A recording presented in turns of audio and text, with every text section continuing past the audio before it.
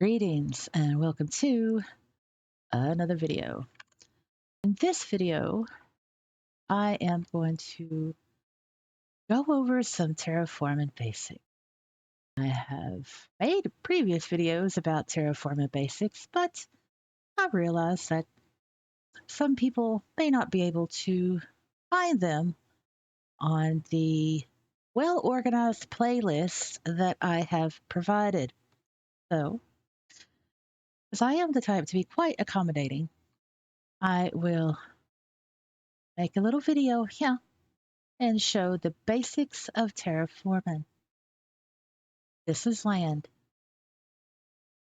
This is land that can either go up or down. As you can see, it can go high and it can go low. Now you can only change the terraforming if you have permissions, like if you own the land or even rent the land if that is permissible by the landlord. What you do is you right click on the land and you select Edit Terrain. You'll have a little box that pops up. And these radio buttons, you have Select Land, Flatten, Raise, Lower, Smooth, Roughen, or Revert. Now you may think that flatten really means to flatten the land. It depends on the terrain itself. So before we get any further, I need to explain the concept of the tablecloth when it comes to terraforming in Second Life.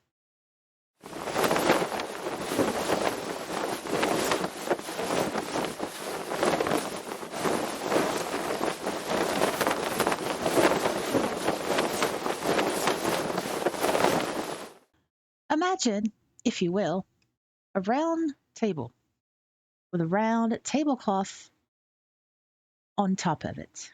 And you have the edges of the tablecloth hanging down the sides of the table. If you were to take your hand and grasp the tablecloth from the center of the table, you would notice that the edges of the tablecloth that is hanging down will move and it'll kind of become uneven. Now, even though you're not touching the edges of the tablecloth, you're only scrunching up, pulling up, adjusting, what have you, the center of the tablecloth, it is still causing an effect throughout the tablecloth itself. This is what it is to terraform in Second Life. You have to consider the effects of what you are terraforming, the around effect, right? That is the tablecloth effect of terraforming in Second Life. Now, I will produce this effect by going back to the Edit Terrain box, and I will choose the radio button that has Select Land. I will then click on the land, and I'll just use this little 16 square meter as an example. So we've selected this area. We want to work inside the yellow box, the selection box. It is perfectly natural to think that whatever you choose to do will only affect the land inside of this box. However, that is not the case. As you will see, the tablecloth effect happen. So we selected the land, and let's choose flatten, go to apply. Oh, and what's going on? Everything, other stuff is moving. Oh, oh, oh. That is the tablecloth effect. Now, let's go to smooth. Oh, do it again. Now let's go back to flatten. You can see it's working. May have to raise it up a little bit.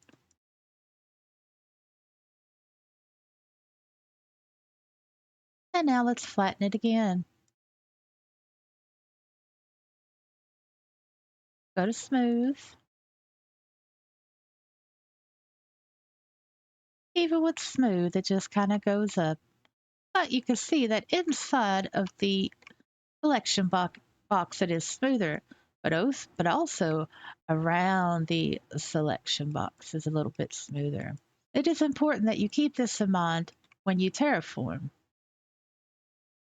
because if you don't, you will be disappointed, frustrated, and slightly miffed that you're not able to terraform correctly because you don't understand the tablecloth effect, people. It is a real thing. It is a real thing. So that's what I wanted to do. I wanted to flatten that, and I wanted to pull up that little bit here. Now you could also just freestyle it. You don't have to select land. So I'm going to choose to raise, and I'm just going to work on this area here. And I choose to go by the very tip of the shovel of the bulldozer icon, or cursor rather.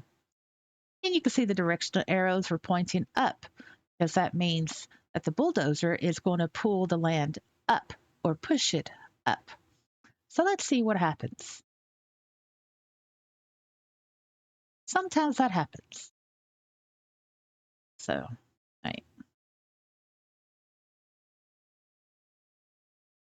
And now it's pulled up like how I wanted it, but I want to flatten it to make it even.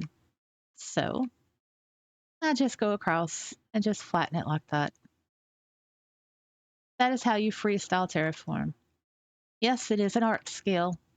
It does take practice, and it does take a lot of confidence. And also, if you're scared to do it because you might mess everything up, it's a high possibility that that will happen.